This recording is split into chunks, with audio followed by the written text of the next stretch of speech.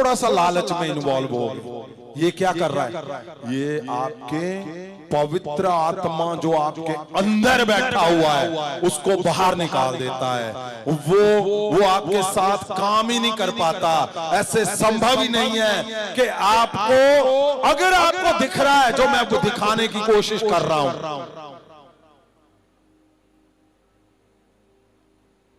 अगर आपको दिख रहा है तो चेक करके देखो अंदर कितने जख्म हुए पड़े। वो किसके हैं? पवित्र आत्मा के ऊपर जख्म है वो।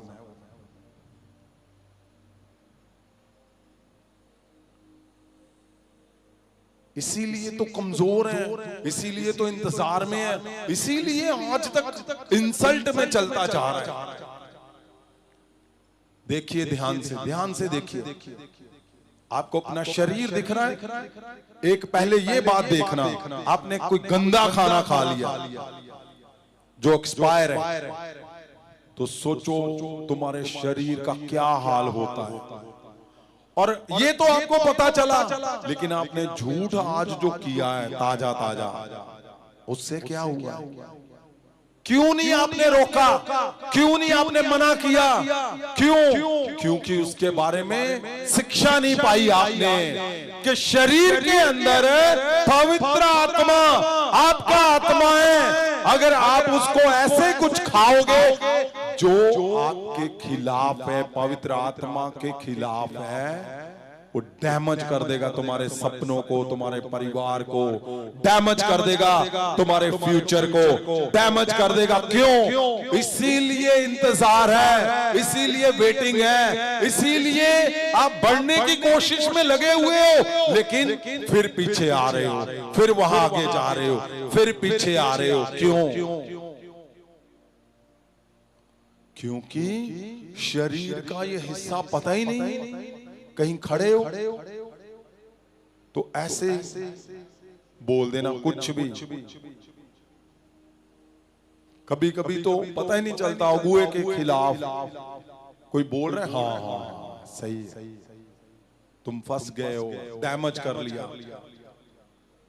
यहां लिखा है मौका ही ना दो, अपने निशाने की तरफ भागो, हवा में मुक्केबाजी नहीं करनी, अपने निशाने की तरफ वैसी बातें बोलनी है। लिखा कोई गंदी बात ना बोलना।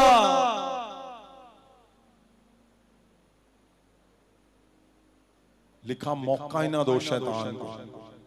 तो तुम्हारे दिमाग में ये सबसे बड़ा पॉइंट है जो आपके लिए आज जरूरी है। वो पहले कहां हमला करता है? सोच में, बिना वजह सोच में हमला। कौन सा? तेरा फ्यूचर नहीं रहेगा, तू तो फेल, तू कुछ नहीं कर सकता।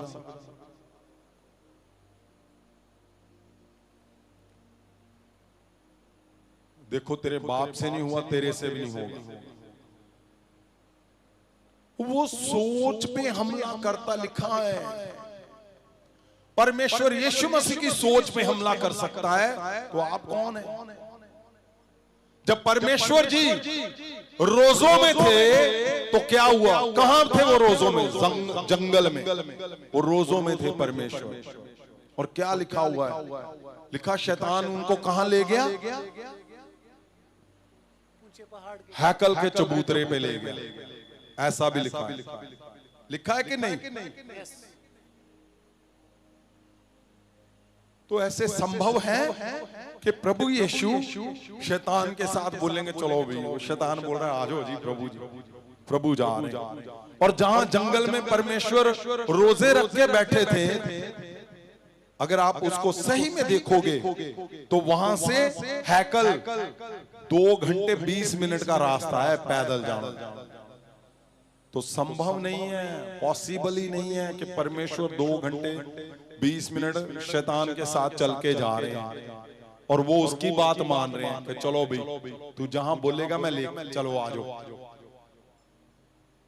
वो सोच पे हमला करेगा, सोच पे जब हमला हुआ तो क्या होना है?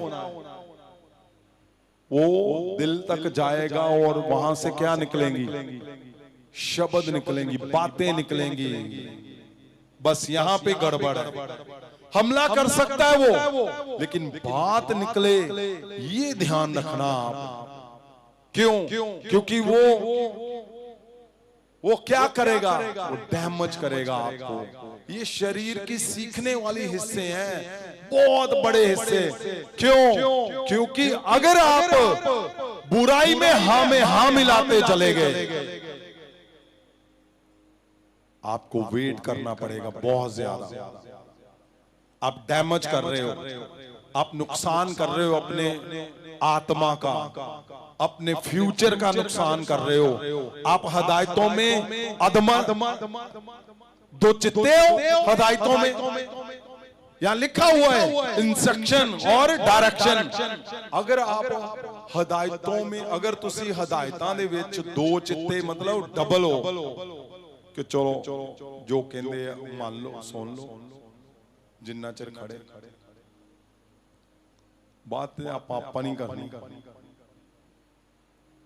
ना करो ऐसा। एक बार यहां से सिस्टम को सेट करो, क्लीन करो, सिस्टम को बढ़िया करो। आप देखोगे जबरदस्त टाइम, जबरदस्त मिरेकल, जबरदस्त सिस्टम को देखोगे। क्यों? क्योंकि वो तुम्हें खराब कर रहा है, तुम्हारे निशाने से तुम्हें कुछ कहीं और लेके जा रहा है। तुम निशाने से कहीं और जाओगे।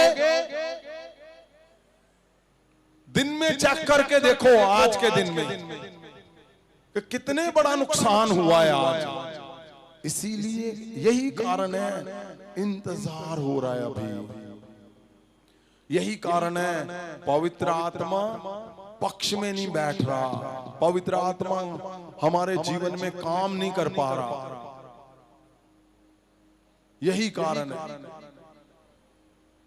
इसीलिए लिखा है कि जा और जाके सीख, तुम्हारे शरीर के लिए हदायतें, इंस्ट्रक्शन क्या है। क्योंकि जो आपको शरीर मिला है वो पुरोहित शरीर है, वो याजकाई शरीर है, वो बहुत एक ऐसा कीमती। क्यों? क्योंकि उसी से परमेश्वर ने अपने मिशन को पूरा करना है।